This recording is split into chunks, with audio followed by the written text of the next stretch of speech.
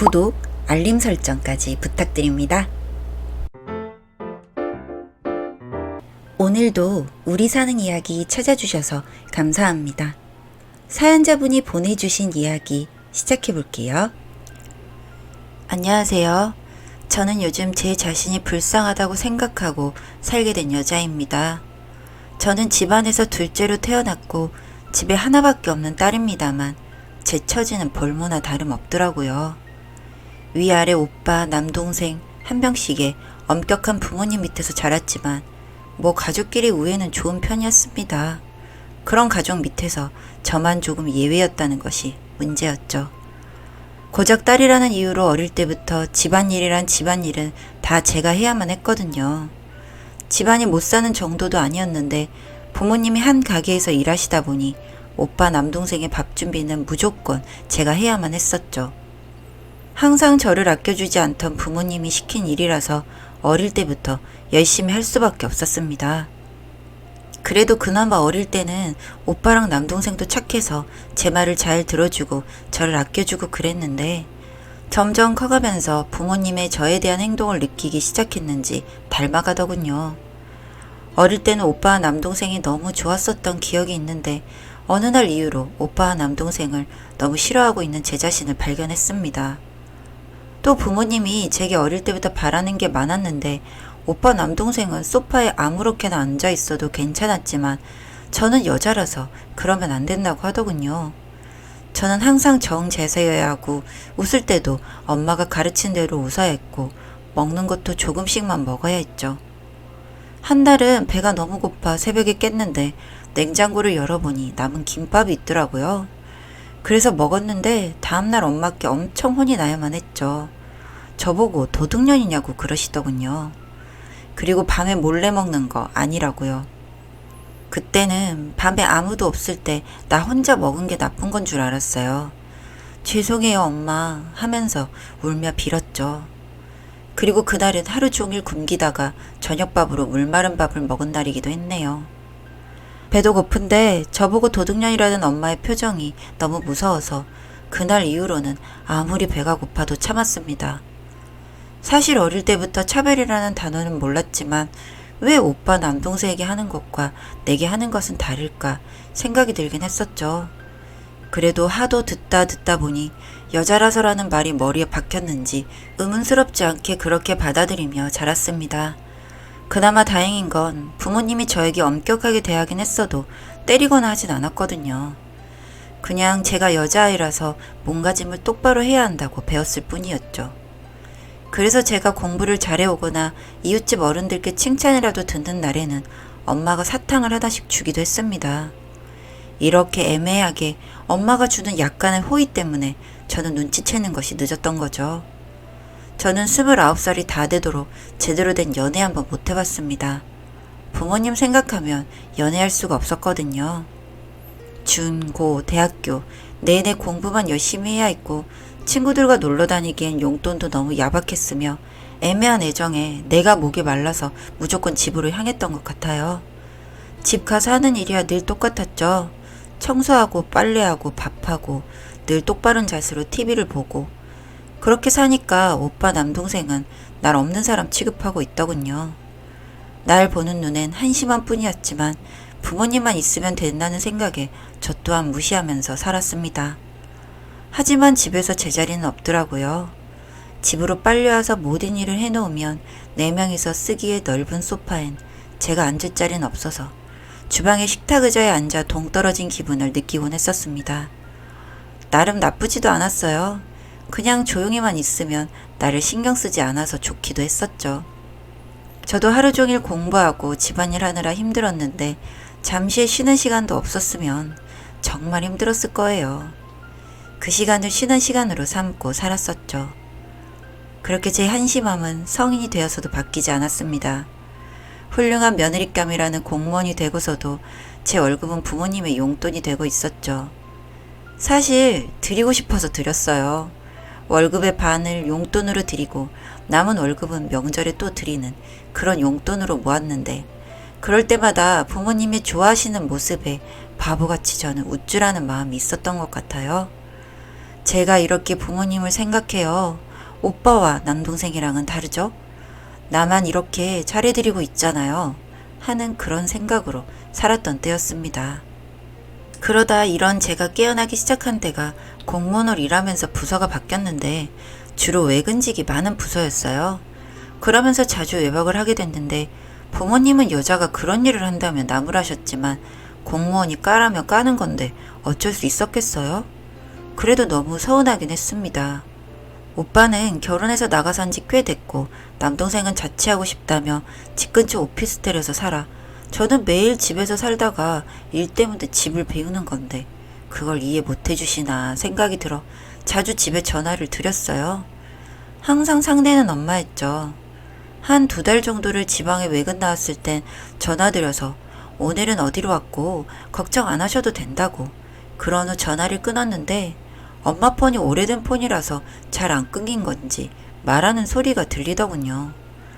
저는 용돈을 드리는데 폰 좀 좋은 걸로 바꾸시지 생각을 하고 있다가 얘는 뭐 이렇게 맨날 이런 걸로 전화를 한다니? 짜증나. 전화를 안 받으면 몇 통이 날 게 뻔하고 전화라도 받아야 우리가 돈이라도 받지. 안 그래요, 여보? 저는 너무 놀라서 종료 버튼을 눌러버렸어요. 그 뒤로 엄청난 고뇌의 시작이었습니다. 저라는 애는 그런 소리도 좋게 해석하고 싶었는지 귀찮으셨나 보다 하고 더 생각하지 않으려고 했는데 그런 때가 있나 봐요. 모든 게 드러나는 때 말이죠. 한날은 몸이 안 좋아서 일찍 퇴근하고 집으로 향하는 길에 부동산 중개인 아주머니가 말을 거시는 겁니다. 이분은 원래 마을 내 마당발로 소문이 나서 선자리도 잘 알아봐 준다 했던 분이셨죠. 제가 어떻게 알았냐면 오빠가 이분이 소개해준 새언니랑 결혼에 꼴이 나면서 집에 자주 찾아와서 잘 알아요. 저보고 항상 이쁘시다며 결혼은 자기한테 맡겨라 그러셨었는데 아주머니가 오시며 안타까워하는 소리로 수진이 너가 그렇게 아픈 줄 내가 모르고 자꾸 선자리를 받잖니? 왜 자꾸 네 엄마가 결혼은 안 된다 하나 싶었어. 얘를 결혼도 안 시켜서 끼고 살려나 했는데 자궁암이라며?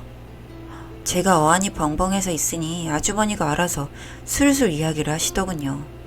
제가 24이 되자마자 선자리를 봤었다고 했는데 엄마가 제가 이미 남친이 있다 했다고 하네요. 그 뒤로 몇 번 선볼 생각 없는지 부모님에게 물었다는데 이런저런 이유로 성사되지 않았다며 결국은 암 때문인 거였네 하시며 힘내라고 하며 인사하고 가시더군요. 멍하게 집으로 도착하자 문 열린 집 왠지 모르게 숨을 삼켰습니다. 들려오는 소리는 이젠 암이라고 했으니까 선자리는 안 물겠지? 시장 봐온 것만 두고 가게로 가려다가 딱 만날 게 뭐람? 내가 그 아까운 애를 왜 남을 줘? 옆에 끼고만 살면 돈도 주고 몸도 주고 마음도 주고 하는 애를. 얘는 아무도 못 줘. 그러니까 여보도 부동산 옆에 내가 또 물어보면 암 있다 그래. 암 있는 흠집 있는 애를 누가 데려가겠어? 안 그래? 저의 29년 인생 중에 내 사람이라고 할 만한 사건은 일체 없었는데 부모님밖에 없었는데 부모님은 나를 돈이나 갖다 바치는 물건 취급하고 있었나 봐요. 너무 화가 나서 눈앞에 있는 모든 것들을 다 던져버리고 싶었어요. 그런데 던져버리면 소리를 듣고 나온 엄마를 마주쳐야 하는데 아직은 안 된다 생각했죠. 그대로 뒤돌아 뛰쳐나와 버렸습니다. 그런데 나왔는데 갈 데가 없는 겁니다. 오빠나 남동생은 남 같은 사이인데 그 집에 가서 뭐 하겠어요. 가면 엄마한테 곧장 소식이 갈 텐데. 이게 제가 쌓은 사회생활인가 보다. 제대로 된 친구 하나 사귀지 못하고 어디 하소연할 곳 한 군데 없고 당장이라도 전화해서 따지고 싶고 이 상황을 해결하고 싶어 미치겠는데. 근데 뭐 할 말이 뭐 있겠어요. 월급도 내가 주고 싶어 줬고 집안일도 내가 하고 싶어 하게 된 건데 내가 달랬어? 이랬겠죠. 전 그 밤에 헤매다가 모텔에서 하룻밤을 묵었는데 잠이 들긴 했는지 기억이 나질 않습니다. 다음날 아침에 엄마한테 부재중 전화가 왔더라고요. 문자를 확인해 보니 너 집에 온다고 시장 받았는데 정리도 하지 않고 뭐 있냐고. 내가 집에 들어왔다고 생각하는 건가? 어떻게 나한테 관심이 이렇게도 없지? 내가 아무리 다 주고 싶어 했다고 쳐도 이건 너무하잖아. 내가 하녀야? 딸이 막히네? 이 상태로 집에 들어갈 수가 없었고 저도 모르게 사고칠 것 같았습니다. 그래서 숨을 고르고 통장에 남은 돈을 확인하고 투룸을 구했어요. 그리고 부모님이 없는 날에 들러 제 집을 모두 빼앗는데 옷 말고 내게 하나도 없더군요. 냉장고도 에어컨도 다 내가 샀지만 이미 이 집 거지 내 것이 아닌 거였죠. 사실 더러워서 가져오기도 싫었습니다. 그리고 거실 소파 밑에 녹음기도 설치해봤어요. 뭔가 더 확실하게 들어야겠다 생각을 했거든요. 일단은 그날로부터 집에 안 들어가고 상위 담당자에게 근무 위치 변경을 요청을 했고 집과 정반대편에 위치한 곳에 발령이 나게 되었습니다. 지내는 동안 전화 한 통 없더군요. 그리고 나서 통화 내역을 자세히 보니 항상 제가 먼저 걸었더라고요. 그런데 월급날 다음 날에서야 전화가 오더라고요. 왜 돈 안 붙이는 거냐고. 남자 만나냐고. 남자 만나도 부모님께 이러면 안 되는 거라고. 저한테 남자가 붙을 시간이 어디 있나요? 여자라면 몸가짐을 조심해야 한다 해놓고 집에 안 들어오니 남자나 만나는 여자로 보다니. 정말 할 말이 없더군요. 그리고 어느 날 이른 점심시간에 집에 몰래 들러 녹음기를 들고 나왔습니다. 거의 12시간 녹음됐던데 들어보니 아주 가관이더군요. 이번 명절 때 어른들 오실 때 우리 애들은 해외여행이나 보내요 여보. 어차피 준비는 수진이가 해야 하니까 새아가는 쉬어야지. 라고요. 저는 이 집의 시녀이자 지갑이더군요. 그렇게 되니 정말 남자라도 만나야겠다 싶었습니다. 나도 내가 믿을 수 있는 사람 한 명쯤 곁에 두고 있고 싶었어요. 당장에 아는 사람도 없고 고민이 될 때 부동산 아주머니가 생각이 났고 고민하다가 병원에 가서 자궁만 검진 결과를 가지고 찾아가서 사실대로 이야기를 했습니다. 사실 서류를 들고 가면서도 믿어줄까 걱정스럽긴 했습니다. 솔직히 어떤 부모가 딸의 앞길 망칠 거짓말을 하겠어요? 그런데 아주머니가 믿어주시더라고요. 그러면서 자기가 보기엔 너희 가족이 이상했다고 찾아와서 항상 자랑 한마디씩 했는데 추석 명절에 아들 두 놈 해외여행 매년마다 보내주고 있다고. 자식 등골 빼먹는 부모와는 다르다며 이야기를 했는데 지금 장사하는 땅이 몫이 좋은 땅도 아닌데 돈이 어디서 났을까 궁금했었는데 출처가 너였구나 하면서 너희 부모님 재산 많다. 왜 많을 것 같냐? 자기네 돈을 하나도 안 써서 그런 거 아니겠냐고요. 아줌마 아니랄까봐 추측식 방언을 했는데 들으면서 그건 다 사실일 거라고 확신이 들었습니다. 내가 준 돈으로 나한테는 돈 없다 그러면서 오빠네랑 남동생네한테는 그렇게 잘해줬구나. 매해 명절에 죽어나는 건 나뿐이었구나. 왜 집에 안 오나 했지. 부모님을 챙기는 건 나뿐이라며 뿌듯해한 내가 정말 병신이었다 생각했네요. 참 웃음만 나오네요 정말. 아주머니가 저의 현 재정 상태를 점검하셨습니다. 공무원 치고는 모은 재산도 없지만 공무원이니까 본인이 더 좋은 곳 찾아준다고 하셨고 그 뒤로 부모님 몰래 아주머니와 만나서 그 아주머니의 지인분들과도 만남을 가졌는데 이렇게 사람들이랑도 잘 어울리는데 왜 그렇게 살았냐고 말씀해 주셨습니다. 저한테도 정신적 문제가 있는 걸까 싶어서 바로 선자리보다 내 성격을 보려고 하셨다는데 날 감시했다는 게 기분은 나빴지만 그래도 그 아주머니 덕에 처음 알았네요. 내가 사람을 좋아하고 잘 놀 수 있는 사람이란 것을요. 여튼 그렇게 아주머니 소개로 만난 남자분과 만난 지 한 달 만에 결혼 약속도 잡았고 우리 집 가족 얘기도 하며 난 고아라고 생각하라고 서로 속 얘기도 다 털어놓았습니다. 지금은 매우 행복해요. 이 사람은 진심으로 저만을 위해 행동해주고 저와 아주 잘 맞는 그런 사람이거든요. 그리고 제 상황에 화도 내주고 울어주고 그런 사람이고요. 아주머니의 도움으로 결혼 서류도 작성했으며 저의 부모님 없는 결혼식도 진행할 수 있었습니다. 이제 드디어 제 가족이 생긴 거예요. 이날 얼마나 감동스러웠는지 모릅니다. 요즘은 부모님에게, 아니 특히 엄마에게 전화가 자주 옵니다. 저는 주로 메시지만 확인하고 무시하기 일쑤고요. 엄마의 메시지는 이렇습니다. 등본 뜯어보니까 놀랐다. 이게 어떻게 된 거니? 부모도 없이 결혼하면 잘 살 줄 아니? 나중에 울면서 전화하지 마. 이 나쁜 년. 먹여주고 재워준 세월이 얼만데 나한테 이래? 동네 쪽팔리게 무슨 소문을 내고 다니는 거야? 결혼한 남편이 대기업 다닌다며? 엄마가 오해한 게 있는 것 같다. 전화 좀 해. 저만의 삶 속에서 저는 아무것도 그 사람들에 대해 궁금한 게 없지만 부동산 아주머니가 알려주시더라고요. 요즘 너네 집 가게가 안 돼서 적자가 나고 있는 상황이라고 하더라 라고요. 아, 그래서 이 엄마라는 사람이 저에게 전화도 하고 메시지도 남기고 있나 봐요. 그 소리를 듣는 순간 이상하게 엄마라는 사람이 보고 싶더군요. 바로 집으로 찾아갔고 엄마 얼굴을 마주 보았습니다. 안부 인사 없이 그냥 제 이야기만 했습니다.